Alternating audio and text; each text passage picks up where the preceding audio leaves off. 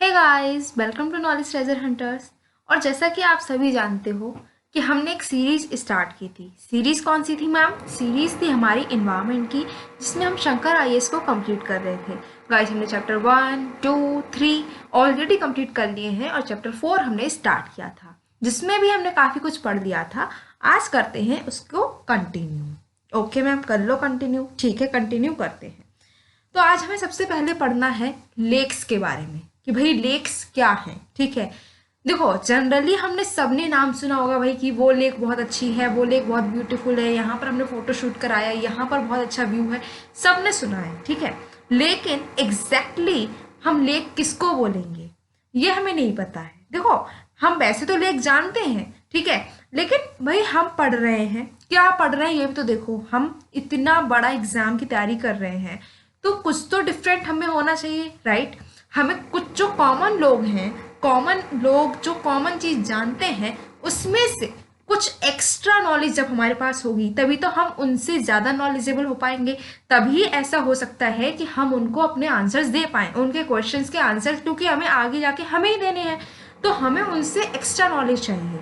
ठीक है, वो कॉमनली बात कर रहे हैं लेकिन हमें स्पेसिफिकली बात करनी होगी, ठीक है, किसी चीज़ के बारे में। इसीलिए हम, ठीक है, जब हम सिविल सर्वेंट्स बन जाएंगे तो हम ऐसा नहीं बोल सकते हैं भाई कि लेक, डाल लेक बहुत ब्यूटीफुल है, लोनार लेक ऐसी है। भैया क्या है लेक, ये भी तो पता होना चाहिए। तो यही सब जो माजरा है ये आज हम निपटाने वाले हैं। तो चलो देखते हैं कि आखिर ये लेक होती क्या है। Lake ecology, any body of standing water, generally large enough in area and depth, irrespective of its hydrology, ecology and other characteristics, is generally known as lake। देखो, अगर जो जनरल बात हम करें, जैसे कि जनरली अगर कॉमन मैन भी जो बात करता है वही अगर हम बात करें, तो लेक क्या है कि कोई भी ऐसी बॉडी है, पानी मतलब कहीं पर भी पानी इकट्ठा है, थोड़ा बड़ा इलाका हो, ऐसा ना हो कि कोई गड्ढा खोद दिया उसको बोल दो आप उसमें पानी भर के कि ये लेक है। नहीं, इतना भी नहीं होना चाहिए। थोड़ा बड़ा इलाका हो, ठीक है, एरिया कुछ थोड़ा बड़ा हो, थोड़ी सी गहराई भी उसमें हो, तो वो उसमें पानी भरा हुआ है, थोड़ा बड़ा एरिया है, उसमें थोड़ी सी गहराई भी है, तो उसको हम लेक बोल देंगे। अब वहां पर कौन सी आपके एनिमल्स मिल रहे हैं, कौन से प्लांट्स मिल रहे हैं, इससे मतलब नहीं है। ये तो कॉमन जो लेक की डेफिनेशन है वो होती है। ठीक है, तो अगर कॉमनली अगर कोई ऐसे बोलता है भाई लेक क्या है, तो आप अगर ऐसे ही बोलना चाह रहे हो, स्पेसिफिकली कुछ भी स्पेसिफिकेशंस नहीं देनी, तो कॉमनली आप क्या बोल दोगे कि भाई कोई ऐसा एरिया जो थोड़ा सा बड़ा हो, ठीक है, उसमें थोड़ी सी गहराई हो, तो उसको हम बोल देंगे, उसमें पानी होना चाहिए तो उसको हम लेक बोल देंगे। लेकिन इसका मतलब ये नहीं कि आप छोटा सा गड्ढा खोद कर बैठ जाओ, उसमें पानी भर दो और बोल दो ये लेक है, ऐसा भी नहीं होना चाहिए, थोड़ा बड़ा होना चाहिए। तो लेक तो समझ में आया, ठीक है। अब बात करते हैं एजिंग ऑफ लेक्स। भाई लेक्स क्या ऐसा भी होता है कि लेक्स बूढ़ी होती हैं? क्या लेक्स का हैप्पी बर्थडे भी होता है? क्या लेक्स आपकी अडल्ट भी होती हैं? क्या होता है भाई, लेक्स के साथ वैसा ही होता है जो हमारी लाइफ के साथ होता है? जी हाँ, बिल्कुल ऐसा ही होता है। लेकिन कैसा होता है, चलो देखते हैं। Like any organism, lakes are born as they originate by various geological and geomorphic events and grow with time to change in their various morphological and functional characteristics and eventually die। जैसे कि हर कोई organism, कोई भी organism हो, जैसे वो पैदा होता है, फिर वो क्या होता है, बड़ा होता है, और धीरे धीरे वो बुढ़ा हो जाता है और मर जाता है। ऐसे ही हमारी लेक्स के साथ भी होता है। कई सारी जोलॉजिकल जियोमॉर्फिक इवेंट्स के बाद में लेक्स जो हैं वो पैदा होती हैं। फिर क्या होता है कि और सारे फंक्शंस होते रहते हैं, और सारे उसमें आपकी जो अर्थ के ऊपर भी और अर्थ के नीचे भी कई सारी प्रोसेसेस चलती रहती हैं। कौन सी प्रोसेसेस हैं वो आपने ज्योग्राफी में जरूर पढ़ी होंगी। अगर आपने पढ़ी है तो कमेंट बॉक्स में बतानी है कि कौन सी प्रोसेसेस होती हैं जिनकी वजह से लेक्स बनती हैं। ठीक है, ये आपका टास्क है। फिलहाल तो कई सारी आपकी जियोलॉजिकल प्रोसेसेस के बाद पहले तो बर्थ होता है लेक का, फिर वो मैच्योर होती हैं, वो बड़ी होती हैं, फिर क्या होता है कि धीरे धीरे वो खत्म भी हो जाती हैं। ठीक है, ऐसा ही हमारी लाइफ के साथ भी होता है, सेम ऐसा ही लेक्स के साथ भी होता है। They receive their water from surface runoff, sometimes also underground water, and along with it various chemical substances and mineral matter eroded from the land। अब भाई लेक में ये पानी आता कहाँ से है? ठीक है, चारों ओर अगर हम लेक के देखें तो हमें दिख रहा है कि भाई बीच में पानी भरा हुआ है, चारों ओर तो आपके बढ़िया बढ़िया कहीं माउंटेन मिल जा रहे हैं तो कहीं पर कोई लैंड मिल जा रही है। तो आखिर ये पानी कहाँ से आया, क्वेश्चन तो ये है। तो देखो पानी सबसे पहली चीज तो सोर्स होता है आपका बारिश, बारिश से पानी आएगा। दूसरी चीज क्या है कि आसपास से कोई नदी बह के आ गई हो, कोई आपका छोटा सा कोई आपकी नहर हो, कुछ भी हो, आसपास से बहता हुआ पानी आ जाए, ठीक है। फिर बारिश हो रही तो वो पानी जो आसपास के इलाके में हुआ बारिश, वो उसका पानी भी बहकर आ जाएगा आपका लेक में, तो ऐसे हो जाएगा। दूसरी चीज अंडरग्राउंड वाटर भी कभी कभी ऊपर आ जाता है, तो वहां से भी आपके लेक में पानी आ जाता है। ना केवल पानी, लेक्स के अंदर और कुछ भी मिलता है भाई। क्या मिलता है? मिनरल्स मिलती हैं। कैसे मिलती है वो मिनरल्स? क्योंकि आपका जो लेक है उसके आसपास, उसके नीचे क्या है, बहुत सारी रॉक्स मिलेंगी आपको। रॉक्स क्या है? रॉक्स से ही तो मिनरल मिनरल मिलती है। तो जब रॉक्स का इरोजन होता है, जब वो इरोड होने लगती है, तो साथ ही साथ में रॉक्स के जो मिनरल है उसके अंदर जो फंसी हुई मिनरल्स थी, वो इरोजन के कारण सारी मिनरल आपके पानी में मिल जाती हैं। Over periods spanning millennia, aging occurs as the lakes accumulate mineral and organic matter and gradually get filled up. अब मैम आपने बोला था कि लेक्स जो है उनकी भी लाइफ ह्यूमन लाइफ की जैसे ही होती है। हम भी पैदा होते हैं, अपना बर्थडे मनाते हैं, बुढ़े होते हैं, बड़े होते हैं, बुढ़े होते हैं, मर जाते हैं, यही काम होता है हमारी तो वही लाइफ में। ऐसा ही लेक्स के साथ में अभी आपने बताया था।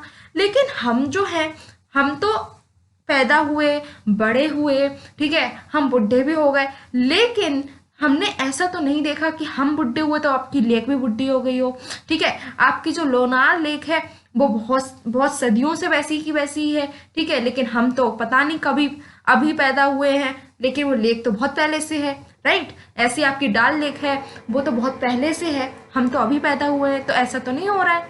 जी हाँ, क्यों नहीं हो रहा है?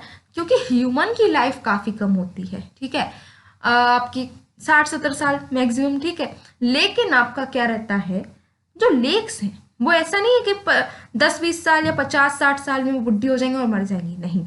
लेक्स में टाइम लगता है, ठीक है। लेक्स बनती भी काफी टाइम में है और वो बेचारी मरती भी बहुत दिनों में है। बहुत दिनों में क्या, बहुत सारे हजारों करोड़ों सालों बाद, ठीक है। तो कई मिलेनियम बीत जाते हैं, उसके बाद में क्या होता है, उस लेक का एजिंग होती है। एजिंग मतलब क्या है, अब वो लेक जो है बुढ़ी होने लगेगी, भाई बूढ़ी होने लगेगी। कैसे होगी? उसमें आसपास की जो आपकी जमीन से आ रही है या फिर आसपास आपकी कहीं से भी, उसमें क्या हो रहा है, लेक में मिट्टी आ जाती है, ठीक है, सिल्ट आ जाती है। उसके साथ साथ कई सारे प्लांट्स वो ग्रो होने लगते हैं, कई सारी एल्गी ग्रो होने लगती है, ठीक है। तो उससे क्या होता है, वो जो आपकी लेक थी वो भरने लगती है, ठीक है। अब वो भर जाएगी, ऐसी क्या हो, मिट्टी आई जा रही है, आसपास से मिट्टी आई जा रही है, तो अब पहले तो वो क्या होगा, थोड़ी सी उथली होगी, शैलो होगी, और धीरे धीरे ऐसी वो मिट्टी बहुत ज्यादा हो जाएगी और पानी कम होता जाएगा, तो फिर क्या होगा, वो भर जाएगी। देखा है? तो वो भर जाती है। ये तो हम लोगों ने देखा भी होगा, आसपास कोई तालाब होता है, वो क्या होता है, पहले वो तालाब देखते हैं, लेकिन कभी कभी देखते हैं कि वो तालाब धीरे धीरे उसका एरिया कम होता जाता है, और कभी कभी तो ऐसा होता है कि वो फिर हम कई साल बाद देख रहे हैं तो वो जहाँ पता भी नहीं चलता है कि भाई यहाँ पर तालाब भी था, वहां पर देख रहे हैं कि लोग घर बनवा कर बैठ गए हैं, ठीक है। वहां पर क्या हो गया है, वो पूरा भर चुका था, वहां पर मिट्टी आ चुकी थी, और फिर क्या हुआ, तालाब गायब हो गया, वहां पर क्या आ गया, आपका टेरेस्ट्रियल इकोसिस्टम बन गया, राइट। तो इससे ये क्या बोला, इसी को बोलते हैं कि लेक जो है वो अब उसकी डेथ हो गई है, लेक इज डेड, ठीक है। अब लेक के बारे में देखा, लेकिन अब हमें इससे पहले कि हम आगे बढ़े लेक के बारे में, कुछ प्रोसेस को जानना जरूरी है। कुछ प्रोसेस कौन सी हैं? उनमें से 2-3 प्रोसेस हैं, जिसमें से पहली हमारी है यूट्रॉफिकेशन। चैप्टर 1 में भी हमने इसके बारे में थोड़ा सा देखा था, लेकिन वो थोड़े से काम चलेगा नहीं, हमें डिटेल में देखना है ना। तो चलो डिटेल में देखते हैं भाई यूट्रॉफिकेशन क्या होता है। The nutrient enrichment of the lakes promotes the growth of algae, aquatic plants and various fauna. This process is known as natural eutrophication. देखो, आपका लेक है, ठीक है, लेक में क्या है, पानी है। पानी कहाँ से आ रहा है भाई, इधर उधर से भी आपका जो है, कहीं आसपास खेत है, आसपास कोई घर है, ठीक है, आसपास कोई कॉलोनी है, आप आसपास कोई इंडस्ट्री है, कोई रिवर है, इन सब से आपका पानी आ जा रहा है। कहाँ आ रहा है भाई, लेक में आ रहा है। अब वो जो पानी आ रहा है उसमें कई सारे आपके न्यूट्रिएंट्स होते हैं। जैसे कि मान लो कोई खेत से पानी आ रहा है, खेत में क्या है आपका, खेत में आपके फर्टिलाइजर्स यूज हो रहे हैं, ठीक है। फर्टिलाइजर्स क्या करते हैं भाई, कुछ मिनरल्स कुछ न्यूट्रिएंट्स तो प्रोवाइड कर रहे हैं सॉइल को। तो वो, अब भैया फर्टिलाइजर को तो पता नहीं है कि वो सॉइल को है या फिर पानी है, उसको तो जहां मिला दो वहां पर न्यूट्रिएंट वो तो दे देगा। तो होता क्या है, वो जो पानी, ठीक है, जब वो फर्टिलाइजर हमने सॉइल में मिलाया, पानी बहता हुआ आया, फर्टिलाइजर भी उसमें मिल गए और आकर आपके किस में आ गए, वो मिनरल्स, वो आपकी जो फर्टिलाइजर्स है वो आ गए आपके लेक में। ऐसे ही और आसपास के इलाकों से क्या हो रहा है कि पानी आ रहा है और वो पानी जो है उसमें क्या है आपका न्यूट्रिएंट्स है। अब वो न्यूट्रिएंट्स जब आ जाएंगे लेक में, पानी हो गया बहुत ज़्यादा न्यूट्रिएंट रिच, ठीक है, लेक का पानी में बहुत न्यूट्रिएंट्स मिल रहे हैं। अब जब न्यूट्रिएंट्स मिलेंगे तो ऑब्वियसली वहाँ पर जो भी प्लांट्स हैं वो और अच्छे ग्रो होंगे। जब खेत में प्लांट्स ग्रो होंगे अच्छे, वहाँ पर फर्टिलाइजर लगा रहे, क्यों लगा रहे कि प्लांट्स अच्छे से ग्रो हों। तो भाई वही फर्टिलाइजर जब लेक में आएगा तो लेक वाले प्लांट्स भी तो ग्रो होंगे ना। तो लेक वाले जो प्लांट्स हैं वो भी सारे ग्रो होने लगेंगे, एल्गी बहुत ज़्यादा ग्रो हो जाएगी, वहाँ के एनिमल्स बहुत ज़्यादा ग्रो हो जाएंगे। तो एकदम से बहुत ज़्यादा जब प्लांट्स ग्रो होने लगते हैं लेक में, बहुत ज़्यादा एल्गी हो जाती है, तब हम बोलते हैं इस प्रोसेस को कि भाई यूट्रॉफिकेशन हो गया है, ठीक है। अब ये जो यूट्रॉफिकेशन है, ये प्रोसेस जो है ये नेचुरली भी हो सकती है और आपका हो सकता है कि हमारे कारनामों की वजह से भी हो, ठीक है। अगर ये प्रोसेस जो है नेचुरली हो रही है कि भैया हमने कोई फर्टिलाइजर यूज नहीं करा, हमने कुछ नहीं यूज करा है, अब वो क्या हो रहा है, जो हमने पहले देखा था ना कि रॉक्स जो हैं उनमें बहुत ज़्यादा मिनरल्स हैं, उनका इरोजन होता है तो लेक में क्या होता है, वो मिनरल्स मिल जाते हैं लेक के पानी में। अगर इसी प्रोसेस से क्या हो रहा है, आपका जो है मिनरल बहुत ज़्यादा रिच हो जा रहे हैं, जो आपका लेक का पानी है उसमें कई सारे न्यूट्रिएंट्स नेचुरली मिल जा रहे हैं, तब तो हम इसको वही बोल देते हैं कि ये जो प्रोसेस है ये है नेचुरल यूट्रॉफिकेशन। वहीं पर बात करें कि हमारे कारनामों की वजह से, ह्यूमन के कारनामों की वजह से अगर पानी जो है लेक का उसमें बहुत ज़्यादा न्यूट्रिएंट्स आ जा रहे हैं और उसकी वजह से क्या हो रहा है, बहुत ज़्यादा आपकी एल्गी, बहुत ज़्यादा प्लांट, बहुत ज़्यादा आपके एनिमल्स, फौना, ये सब ग्रो हो रहे हैं अगर आपके लेक में, तब उसको हम बोलते हैं कि कल्चरल यूट्रॉफिकेशन है, ठीक है। ये समझ में आया यूट्रॉफिकेशन क्या है, नेचुरल यूट्रोफिकेशन भी समझ में आया और कल्चरल भी, ठीक है। कल्चरल कौन सा है, जो ह्यूमन के एक्टिविटीज की वजह से हो रहा है। अब देखते हैं इंडिया में क्या सीन है, ठीक है। In India natural lakes relatively few mostly lie in the Himalaya region, the flood plains of Indus, Ganga, Brahmaputra. India में अगर हम बात करें तो जो नेचुरल लेक्स हैं, जो जिस अपने आप से बनी है, ठीक है, हमने कुछ नहीं करा, हमारी उसमें कोई भी हस्तक्षेप नहीं हुआ है, ह्यूमन का इंटरवेंशन नहीं हुआ है, नेचुरली तरीके से आपकी लेक्स बनी है, तो वो पहली बात तो बहुत कम है और वो जो हैं वो मोस्टली कहाँ मिलती हैं, आपके हिमालयन रीजन में मिलेंगी। और गंगा, ब्रह्मपुत्र और इंदस अगर बात करें, अगर मिलाकर कुल मिलाकर बात की जाए तो नॉर्थ इंडिया में ये ज़्यादा मिलती हैं, ठीक है। In the semi arid and arid regions of western and peninsular India, tens of thousands of water bodies have been constructed over millennia, ठीक है। अब जो हमने देखा कि नॉर्थ इंडिया में बात की जाए तो नॉर्थ इंडिया में तो आपकी जो लेक्स मिल रही हैं वो सब ज़्यादातर नेचुरली करेंगे, ठीक है, नेचुरली बनी हुई है। लेकिन क्या वो सिर्फ, हमें अगर लेक्स की बात करें तो क्या सिर्फ इंडिया में, नॉर्थ इंडिया में ही लेक्स हैं क्या, आपकी पेनिनसुलर इंडिया में, क्या वेस्टर्न इंडिया में, क्या नॉर्थ ईस्टर्न इंडिया में लेक्स हैं ही नहीं, ऐसा तो नहीं है भाई, लेक्स तो वहाँ भी हैं, तो वहाँ कैसे बनी है, तो ऐसे एरिया जैसे कि सेमी एरिड है, एरिड जैसे राजस्थान हो गया आपका, ठीक है, गुजरात का रीजन हो गया, और आपके जो पेनिनसुलर इंडिया है वहाँ का रीजन है, तो वहाँ पर लेक नेचुरली नहीं बनी तो कोई बात नहीं है, यहाँ पर लेक को क्या करा गया है, ह्यूमंस ने खुद बनाया है, यहाँ पर क्या है, कंस्ट्रक्ट किया गया है लेक्स को, ठीक है। Lake Sudarshan in Gujarat's Girnar area was perhaps the oldest man-made lake in India dating back to 300 BC, ठीक है। अब क्या कहा गया है, जो लेक सुदर्शन है कहाँ पर मिलती है लेक सुदर्शन, लेक सुदर्शन हमें मिलती है गुजरात के गिरनार एरिया में। ऐसा कहा जाता है कि हो सकता है कि ये जो लेक है, लेक सुदर्शन, जो कि गुजरात के गिरनार एरिया में मिल रही है, ये सबसे पुरानी आपकी मैन मेड लेक हो इंडिया की। मतलब कि हो सकता है कि जब इंडिया में लेक्स बनाई गई थी तो बनाई जो गई हैं, जो ह्यूमन ने बनाई हैं, उनमें हो सकता है कि सबसे पुरानी जो लेक है वो आपकी लेक सुदर्शन हो। वो भी कब की बात की गई है, हो सकता है कि 300 BC में ये बनाई गई हो, ऐसा कहा जाता है। ठीक है, अगर क्वेश्चन कहीं पर आपको पूछा जाए कि भाई बताओ कि गुजरात के गिरनार एरिया में कौन सी लेक मिल रही है जो कि मैनमेड है, आपको बताना सुदर्शन।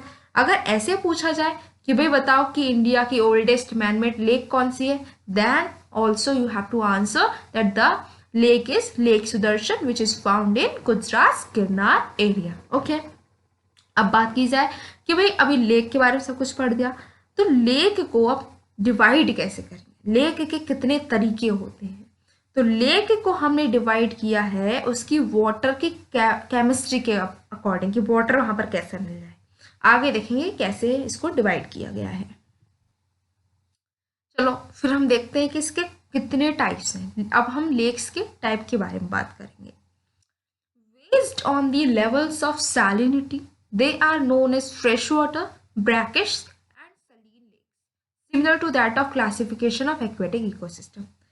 अब जैसे कि अगर आपने इसका प्रीवियस वीडियो देखा है, अगर नहीं देखा तो ऑब्वियसली आपको पहले वो देखना चाहिए, ठीक है, जिससे कि आपको और अच्छे से समझ में आए। ठीक है, आपको कहाँ मिलेगा, प्लेलिस्ट में मिल जाएगा, चैनल की प्लेलिस्ट में आपको सारे वीडियोस मिल जाएंगे जो अब तक अपलोड किए गए हैं। ठीक है, तो हमने जैसे कि पहले देखा था एक्वेटिक इकोसिस्टम, जब हमने चैप्टर स्टार्ट किया था तब हमने देखा था कि भाई एक्वेटिक इकोसिस्टम जितना पानी में नमक मिल रहा है, ठीक है, नमक की क्वांटिटी के ऊपर हमने उसको डिवाइड किया था। कैसे देखा था हमने, fresh water, brackish and Saleen aquatic ecosystem को, वैसे ही जिस तरीके से उसको डिवाइड किया था बिल्कुल वैसे ही हमने लेक्स को भी डिवाइड किया है। कैसे, फ्रेश वाटर लेक मिल सकती हैं आपको, ब्रैकिश वाटर लेक्स मिल सकती हैं और सलाइन वाटर लेक भी मिल सकती हैं। अब मैम ये तो हमने तो वो वाला वीडियो देखा नहीं था, तो क्या सबसे पहले वो देखें, अब हमें इतना समझ लिया वो नहीं समझ में आएगा,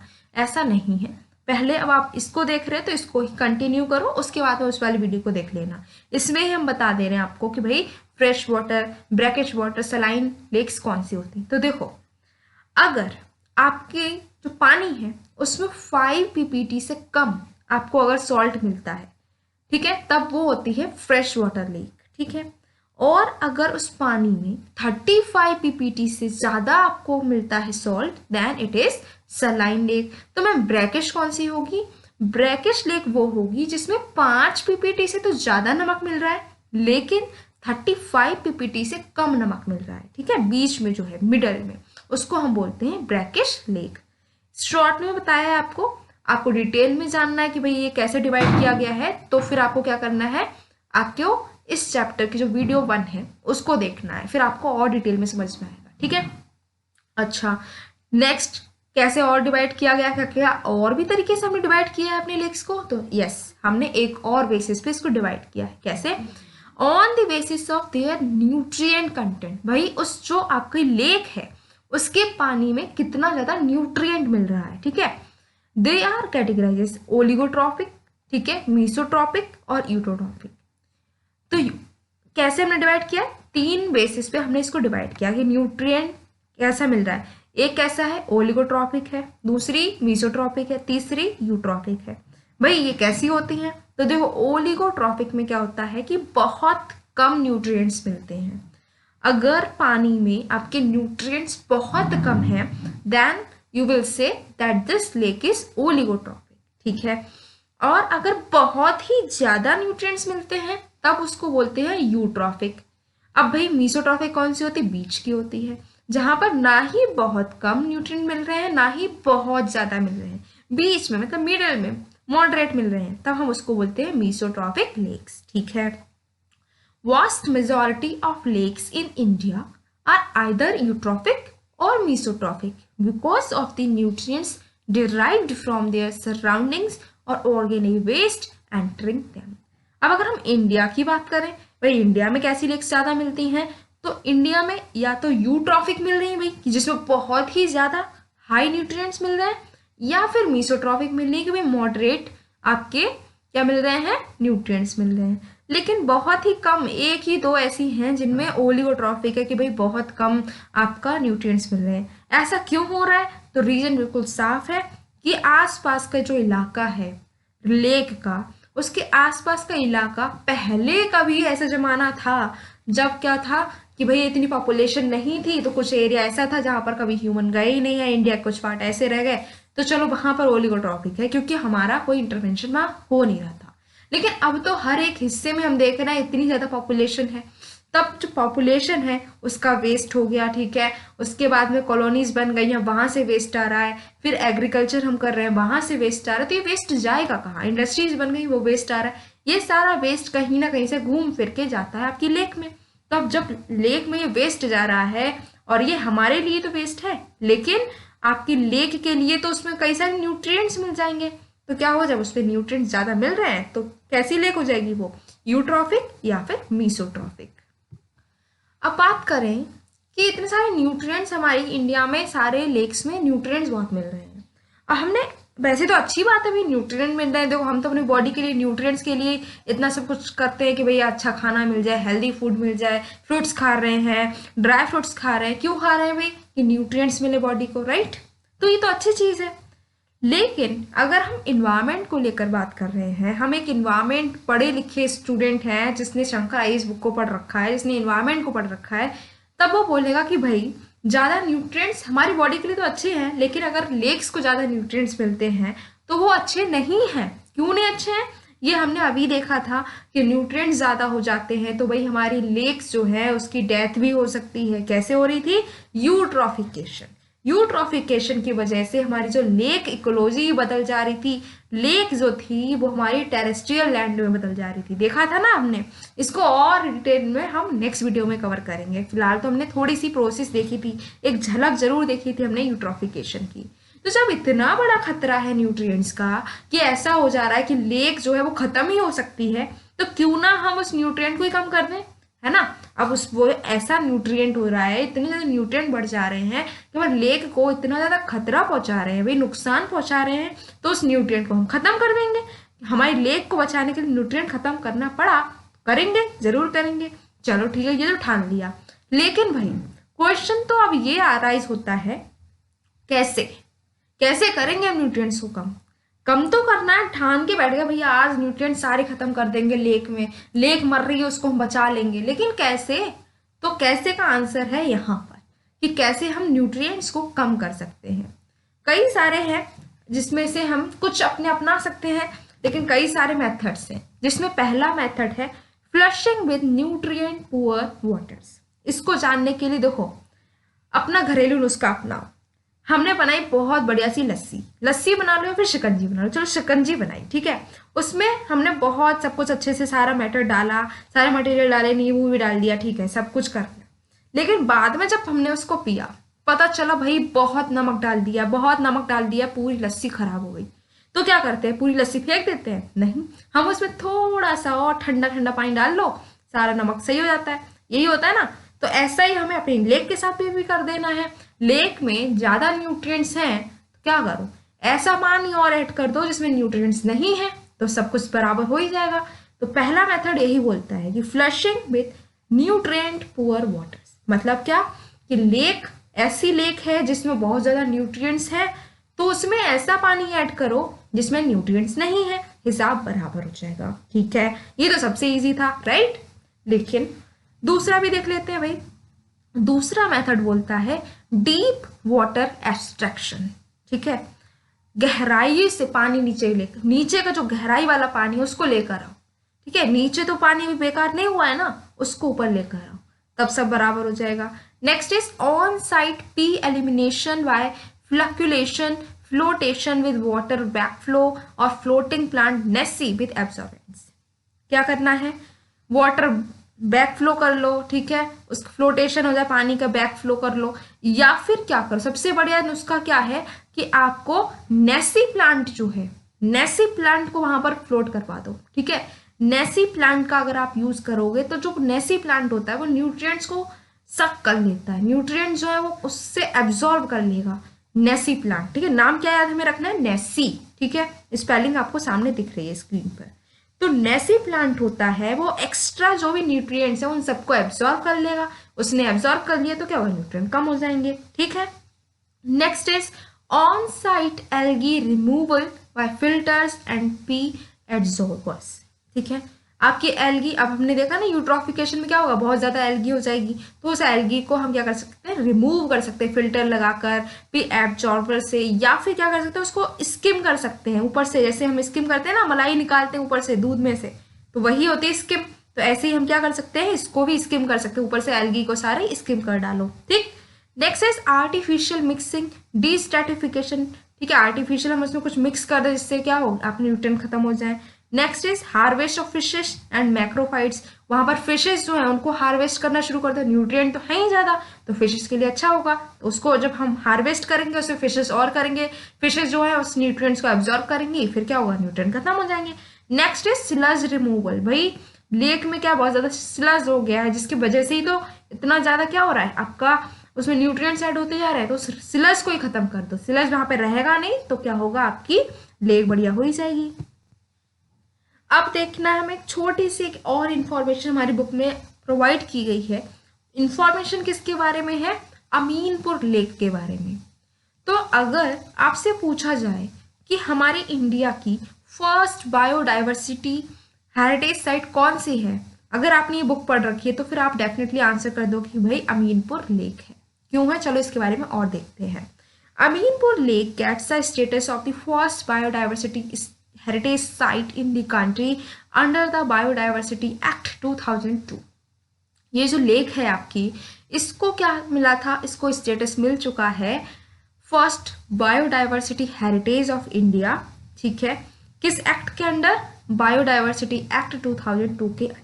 मैम ये एक्ट कौन सा है, तो टेंशन ना लेने की जरूरत है, क्योंकि ये एक्ट जो है ये हम इसी बुक में, इसी सीरीज में कंप्लीट करेंगे, इसके बारे में भी सब कुछ डिटेल में पढ़ेंगे। लेकिन क्या आज पढ़ने वाले हैं, तो आंसर इज नो।